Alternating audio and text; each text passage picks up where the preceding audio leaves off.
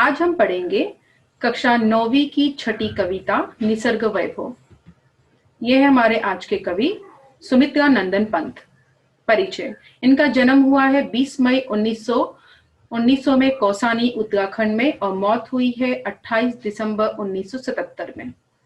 आज कविता में क्या पढ़ रहे हैं? तो कविता आज रस की अनुभूति कराएगी, हृदय को छू लेगी और साथ ही कहा गया है कि जो भी प्रकृति में संपदाएं पाई जाती हैं, आज हम उन संपदाओं के बारे में एक एक करके पढ़ेंगे। ये हमारे आज की कविता की पंक्तियां हैं। आइए पंक्तियों को एक एक करके पढ़ते हैं। कितनी सुंदरता बिखरी प्राकृतिक जगत में ईश्वर। जैसे ही कवि ने प्रकृति को देखा, कवि देखता ही रह गया और उसने ईश्वर से कहा कि हे ईश्वर, आपकी प्रकृति में कितनी सुंदरता है। ये सुंदरता आज तक मैंने कहीं और नहीं देखी हुई है।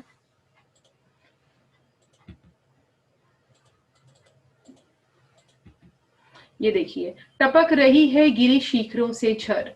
गिरी यानी कि पहाड़, झर यानी कि झरना। लौट रही है घाटी में लिपटी धूप छां में नीस्वर। नीस्वर का अर्थ होता है चुपचाप। देखिए किस तरह प्रकृति की सुंदरता का वर्णन यहाँ करते हुए कवि कहते हैं। तो सबसे पहले वो शिखरों के बारे में कह रहे हैं कि टपक रही है गिरी शिखरों से झर की हे ईश्वर, जैसे ही मैंने ऊंचे ऊंचे गिरी को देखा यानी कि पहाड़ को देखा, तो वहां से मुझे झरना टपकता हुआ यानी कि गिरता हुआ दिखाई दिया। लौट रही है घाटी में लिपटी धूप छां में नीस्वर। मानो ये जो झरने का पानी गिर रहा है, कभी उसमें धूप लग रहा है, कभी उसमें छां लग रहा है, लेकिन पानी निरंतर बहने का काम कर रहा है। तो यहाँ पे इन पंक्तियों के माध्यम से कवि ने झरने के पानी की खूबसूरती बताई है। अनिल स्पर्श से पुलकित तृणदल बहती सीमाहीन। अनिल का अर्थ होता है हवा, पुलकित यानी कि खुश, तृणदल यानी कि घासों का समूह। देखिए घासों का समूह खुश है, हिल रहा है। पेड़ भी हिल रहे हैं, पेड़ के पत्ते हिलकर नीचे गिरते जा रहे हैं और एक बच्ची रेनकोट पहनी है, उसका रेनकोट उड़ रहा है। तो यहाँ पे कवि ने हवा की तारीफ की है। हवा को यहाँ अनिल कहा गया है और कहा गया है कि हवा जैसे ही घासों के समूह को छूती है, मानो घासों का समूह खुशी के मारे हिलकर अपनी प्रसन्नता जाहिर कर रहा है। कहते हैं हवा कभी किसी सीमा में नहीं बहती और ना उसे आप बांध के रख सकते हो। हवा बड़ी चंचल होती है, उसे जहां मन करता है वो उसी दिशा में बहने लगती है। तो यहाँ पे कवि ने हवा की तारीफ की है। सलक्षण संगीत श्रोतसी अरहर वन भूमर्मर। सलक्षण का अर्थ होता है मधुर, श्रोतसी का अर्थ होता है माध्यम, अरहर यानी कि प्रतिदिन या हर दिन, और वन यानी कि जंगल, और भू यानी भूमि, और मरमर का अर्थ होता है पत्तों की आवाज। देखिए कहते हैं जंगल में जब पेड़ पौधे हिलते हैं, चाहे दिन में चाहे रात में, तो एक अजीब सी आवाज आती है। जैसे जब जंगल में पानी जो होता है, जब पानी अपना बहता है तो एक अजीब सी कलकल की आवाज आती है। तो उसी तरह पत्तों की, पेड़ों की भी आवाज होती है। अब वो आवाज कैसी है? मरमर सी है। तो कवि ने यहाँ पर पेड़ों की आवाज के बारे में बताया है कि पेड़ों की आवाज भी बड़ी अजीब सी मरमर सी होती है, जो हमेशा हर दिन वन हो चाहे भूमि में हो हमें सुनाई देती है और अजीब सी एक संगीत हमारे कानों में छोड़ जाती है। फूलों की ज्वालाएं आंखें करती शीतल। अब कवि ने यहाँ पे फूलों की बात की है कि ज्वालाएं का अर्थ होता है रोशनी, शीतल यानी कि ठंडक पहुंचाना या ठंडा। देखिए कवि ने कहा कि जैसे उन्होंने फूलों को देखा, ये रंग बिरंगे जो फूल थे मानो उनकी आंखों में शीतलता प्रदान कर रहे थे। यही कारण है कि जब भी हम किसी रूठे हुए इंसान को फूल दे देते हैं तो फूलों में वो चमक होती है कि वो हमारे गुस्से को भी शांत कर देती है। तो यहाँ फूलों की तारीफ की गई है। देखो कैसे एक बच्ची है, फूलों को देख रही है। मुकुल अधर मधु पीते गुंजन भर मधुकर दल। मुकुल का अर्थ होता है कली, अधर यानी कि रस, मधु यानी कि आपका शहद, गुंजन, गुंजन एक आवाज है जो भौरों की आवाज होती है, मधुकर का मतलब होता है भौरा, दल यानी समूह।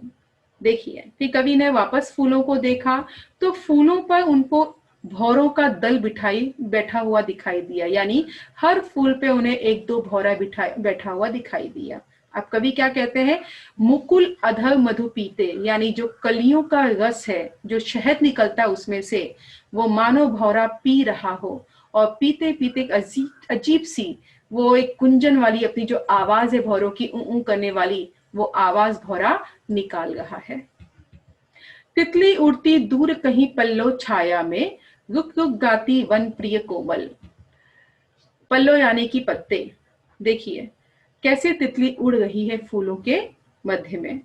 जब कवि ने ये नजारा देखा तो कवि की आंखें बस देखती रह गई।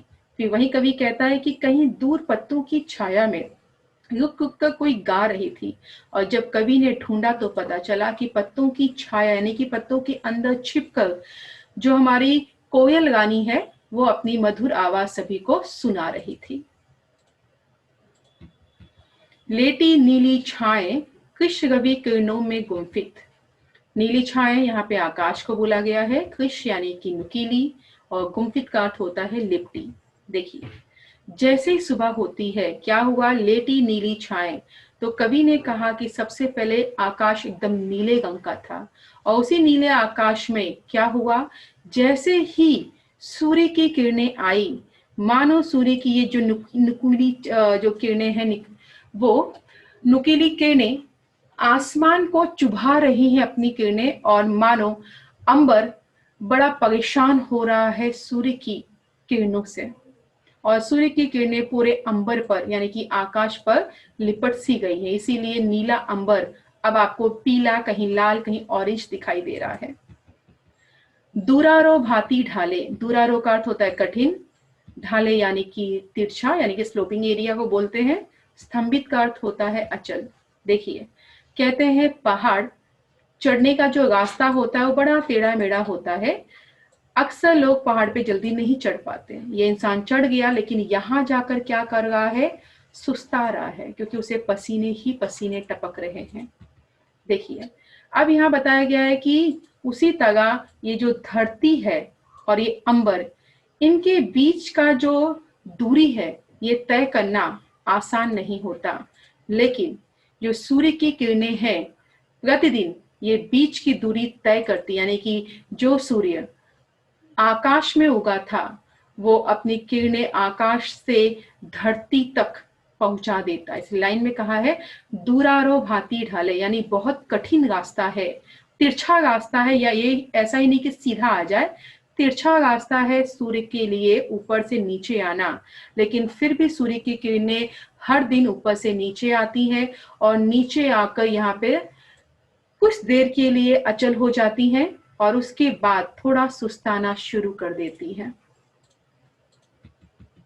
स्वर्णभाल गिरी सर्वप्रथम करती उषा अभिनंदन। स्वर्णभाल का अर्थ होता है सोने की भाले, और उषा यानी कि सुबह, अभिनंदन यानी स्वागत करना। देखिए सूर्य उग चुका है, जैसे सूर्य निकला सोने की भाले, सूर्य की किरणों को यहाँ सोने की भाले बोली गई, जो यहाँ चमकती हुई आपको दिखाई दे रही है।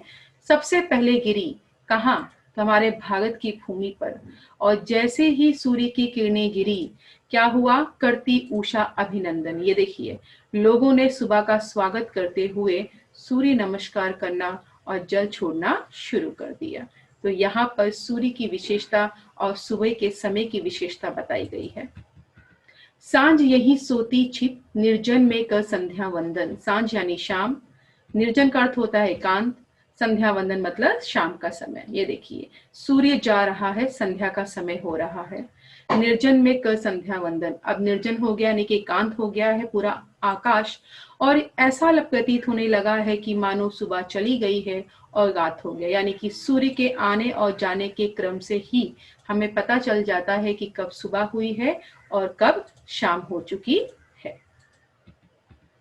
आप अलग तारा पर शशि मुख का बनता लेखा दर्पण। आप अलग का अर्थ होता है बिना पलक झुकाए, शशि मुख यानी कि चांद का चेहरा, लेखा दर्पण यानी कि छवि यानी कि परछाई। ये देखिए जब भी कवि कहता है कि रात के समय में अंबर यानी कि आकाश को देखता हूं, तो असंख्य तारों का एक समूह, एक रास्ता मुझे दिखाई देने लगता है चांद की चारों तरफ। तो कवि कहता है आप पलक। तो ऐसे टिमटिमाते हुए जब तारों को वो आकाश में देखता है, मानो चांद और तारे से उसकी जो नजर है वो हटना ही नहीं चाहती। और जो चांद है उसने मानो अपनी छवि समस्त धरती पर, पानी पर बना रखी है। तो यहाँ पे कवि ने चांद और तारों की विशेषता बताई है, उनकी तारीफ की है। यही शैल कंधों पर सोया, जगता गंध समीकरण। शैल यानी कि पहाड़, समीकरण यहाँ हवा को बोला गया है, समीकरण। देखिए रात के समय हवा बह रही है, कहते हैं रात के समय बहुत ही मनमोहक हवा चलती है। अब कवि कहता है ये मनमोहक हवा आई कहाँ से? तो कवि कहता है यही शैल कंधों पर सोया। देखिए कहते हैं कि मानो जो हवा, खूबसूरत वाली हवा है, वो ना पहाड़ों पे कहीं तो सो जाती है, पहाड़ों के कंधे पर, और जैसे रात्रि का समय होता है वो समीरण बाहर आ जाती है और लोगों को, जंगलों को, पशु पक्षियों को, सब जगह अपनी मनमोहक जो सुगंध है वो फैलाना शुरू कर देती है। यहाँ पे हवा की खुशबू की तारीफ की गई है। सदैव स्फुट सौंदर्य राशि सम्मोहन भरती मन में। सदैव का मतलब होता है अभी, स्फुट यानी कि विकसित, सौंदर्य राशि यानी कि सुंदरता का समूह। देखिए यहाँ सुंदरता का समूह बोला गया है पहाड़ों को। कहते हैं एक से बढ़कर एक पहाड़ हमारे यहाँ पाए जाते हैं, और एक बार अगर आप पहाड़ों को देख लोगे तो वो आपके मन में सम्मोहन भर देंगे, यानी वो अपने को उनकी तरफ आकर्षित कर लेते हैं। तो यहाँ कवि ने पहाड़ों की तारीफ की है, उनकी खूबसूरती के बारे में बताया है। कितना विस्मय कर वैचित्र भरा पर्वत का जीवन। वैचित्र यानी अनोखा, और विस्मय का अर्थ होता है आश्चर्यजनक। देखिए कितना विस्मय कर है, कितना वैचित्र है। कभी पहाड़ों से हवा निकल रही है, कभी पानी निकल रहा है। तो कवि कहता है कि जब भी मैं पहाड़ों को देखता हूं मैं समझ ही नहीं पाता कि इनके जीवन का इतना सुंदर होने का रहस्य क्या है। तो कवि कहता है कि बड़ा ही अनोखा पहाड़ का जीवन होता है, जिसे समझ पाना आम इंसान के बस में नहीं होता। खग चकते फल कुतर रही गुलरियां कोंपल। अब यहाँ पक्षियों की बात की गई है। खग यानी कि पक्षी, कुतर यानी कि काटना, और कोंपल का अर्थ होता है नई पत्तियां। ये देखिए खग फल खा रहे हैं और जो गिलहरी है वो पेड़ पर आई हुई नई पत्तियों को खा रही है। तो इस तरह उन्होंने अब जंगल की बात बताना शुरू की है, जंगल की तारीफ की है कि कैसे जंगल में पशु पक्षी रहते हैं और क्या क्या खाते हैं। वन पशु सब लगते प्रसन्न, परिचित मरकत आंगन में। परिचित यानी जाना पहचाना, मरकत यहाँ पे एक पन्ना रत्न जो होता है, कीमती खजाना, उसे बोला गया है। ये देखिए जंगल में जब कवि ने देखा तो उन्हें जानवर, पक्षी सब खुश दिखाई दिए, कोई भी दुखी परेशान नहीं दिखाई दिया। उन्हें ऐसा लगा कि वो जंगल जंगल नहीं है, मानो एक कीमती खजाना है जहां पर ये जानवर और पक्षी निवास करते हैं। फिर उन्होंने दूसरी तरफ इंसानों को देखा और कहा कि अरे, इंसानों के जग से ज्यादा ये जानवरों का जग उन्हें जाना पहचाना और प्रसन्न दिखाई दे रहा है। स्वाभाविक यदि मुझे याद आता ईश्वर इस क्षण में, जड़ जग इतना सुंदर जौ। जौ यानी जीवों को बोला गया, प्राणियों को। ये देखिए अब ईश्वर याद आ रहे हैं कवि को।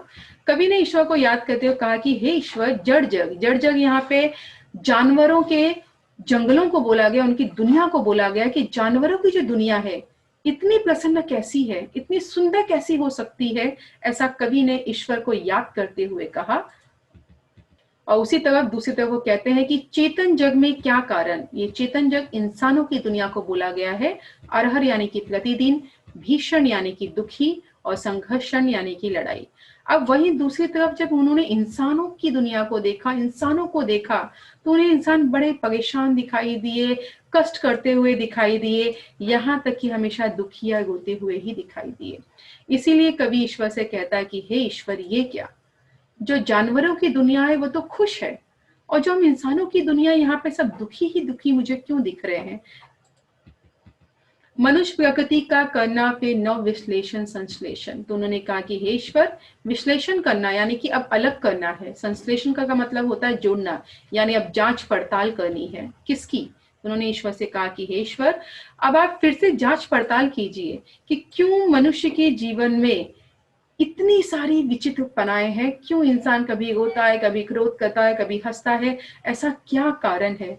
फिर से आप एक बार इंसानों को ध्यान से देखिए और उन्हें अलग किस्म से बनाने की कोशिश कीजिए।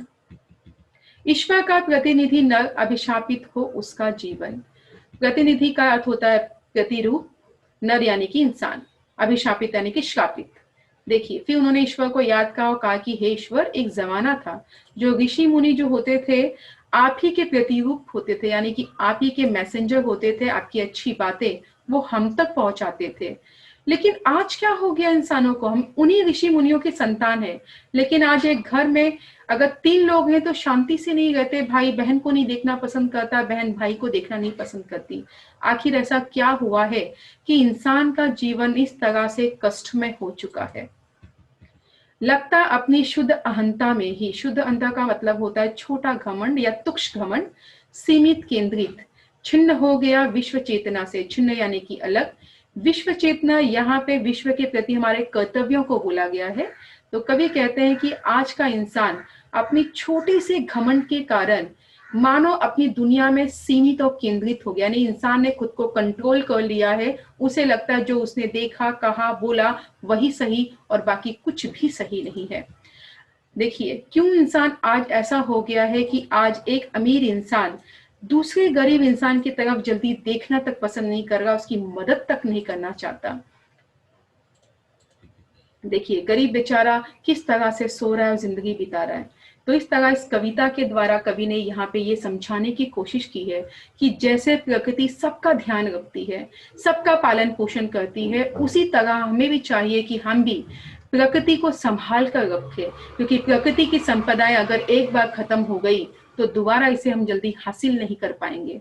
और वहीं दूसरे इंसानों को भी कहा गया दूसरी ओर कि इंसानों को चाहिए कि प्राणियों से सीखे और हमें भी दूसरों की तरफ हमेशा प्यार भरी दृष्टि से देखना चाहिए और उनकी मदद करनी चाहिए। स्वाध्याय।